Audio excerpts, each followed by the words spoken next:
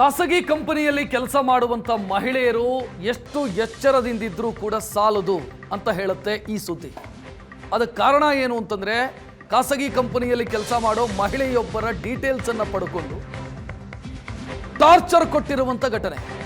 ಬೆಂಗಳೂರಲ್ಲಿರುವಂತ ಹುಬ್ಬಳ್ಳಿ ಮೂಲದ ಮಹಿಳೆಗೆ ಸಹೋದ್ಯೋಗಿಯೊಬ್ಬ ಟಾರ್ಚರ್ ಕೊಟ್ಟಿದ್ದಾನೆ. ಖಾಸಗಿ ಕಂಪನಿಯಲ್ಲಿ 2024ರ ಮುಂಚೆ ಕೆಲಸ ಮಾಡ್ತಾ ಇದ್ರಂತೆ ಮಹಿಳೆ ಜೊತೆ ಕೆಲಸ ಮಾಡ್ತಾ ಇದ್ದ, ಇಂಟರ್ನ್ಶಿಪ್ ಮಾಡ್ತಾ ಇದ್ದ ಓವೈಸ್ ಅನ್ನುವಂಥ ಯುವಕ ಅವರ ಪಾಸ್ವರ್ಡು, ಡೀಟೇಲ್ಸು ಇದನ್ನೆಲ್ಲ ಪಡ್ಕೊಂಡು ಅನಗತ್ಯವಾಗಿ ಕರೆ ಮಾಡಿ ಟಾರ್ಚರ್ ಕೊಡ್ತಾ ಇದ್ದ. ಸಂತ್ರಸ್ತ ಮಹಿಳೆ ಚಂದ್ರ ಲೇಔಟ್ ಪೊಲೀಸ್ ಠಾಣೆಗೆ ದೂರು ಕೊಟ್ಟಿದ್ದಾರೆ. ದೂರು ದಾಖಲಿಸಿ ಯುವಕರನ್ನ ಕರೆಸಿ ಹೇಳಿಕೆ ಪಡೆದಿದ್ದಾರೆ ಪೊಲೀಸರು.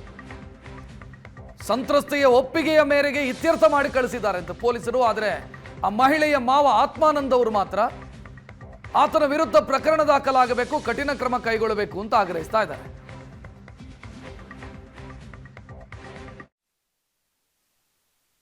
ನನಗೆ ಈ ಕಂಪ್ಲೇಂಟನ್ನು ಮುಂದುವರಿಸಲಿಲ್ಲ, ಆಸಕ್ತಿ ಇಲ್ಲ ಅಂಥೇಳಿ ಸ್ಟೇಟ್ಮೆಂಟ್ ಕೊಟ್ಟಿದ್ದಾರೆ ಅಂತ ನಮಗೆ ಹೇಳಿದ್ದಾರೆ. ಮತ್ತು ಈ ಕಂಪ್ಲೇಂಟನ್ನು ಕ್ಲೋಸ್ ಮಾಡ್ತಾ ಇದ್ದೇವೆ ಅಂಥೇಳಿ ಈ ಸಬ್ ಇನ್ಸ್ಪೆಕ್ಟರ್ ಆದಂಥ ಅಹಮದ್ ಚೌಧರಿ ಅವರು ನಮ್ಗೆ ಫೋನ್ ಮಾಡಿ ಹೇಳಿದರು. ಹಾಗಾಗಿ ನಾವು ಮಾರನೇ ದಿನದಿಂದ ಪುನಃ ನಾವು ಇವರಿಗೆಲ್ಲ ವಿನಂತಿ ಮಾಡ್ತಾ ಇದ್ದೇವೆ. ಆಲ್ರೆಡಿ ಈ ಅಕ್ಯೂಸ್ಡ್ ಓವೈಸ್ ಜಡ್ ಹೊಸಮನಿ ಅವರು ಕಾನ್ಫೆಷನ್ ಸ್ಟೇಟ್ಮೆಂಟ್ ಕೊಟ್ಟು ವೆರಿ ಸೀರಿಯಸ್ ಕ್ರೈಮ್ಸ್ ಕಮಿಟ್ ಮಾಡಿದ್ದನ್ನು ಎಗ್ರಿ ಆಗಿ ಇವೆಲ್ಲ ಅವರೇನು ಕಾನ್ಫೆಸ್ ಮಾಡಿದ್ದಾರೆ ಅವೆಲ್ಲ ಕ್ರೈಮ್ಸ್ಗಳು ಇಂಡಿಯನ್ ಟೆಕ್ನಾಲಜಿ ಆ್ಯಕ್ಟು ಮತ್ತು ಭಾರತೀಯ ನ್ಯಾಯ ಸಂಹಿತೆಯಲ್ಲಿ ಡಿಫ್ರೆಂಟ್ ಸೆಕ್ಷನ್ಸ್ಗಳ ಅಡಿಯಲ್ಲಿ ಇದಕ್ಕೆಲ್ಲದಕ್ಕೂ ಸಿವಿಯರ್ ಪನಿಷ್ಮೆಂಟ್ಸ್ ಇದೆ.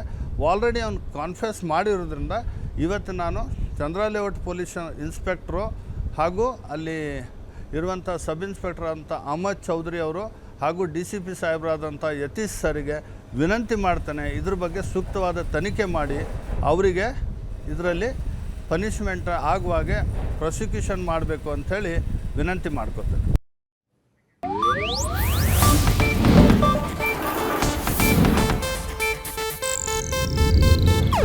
ಇದು ಏಷ್ಯಾನೆಟ್ ನ್ಯೂಸ್ ನೆಟ್ವರ್ಕ್ ಪ್ರಸ್ತುತಿ.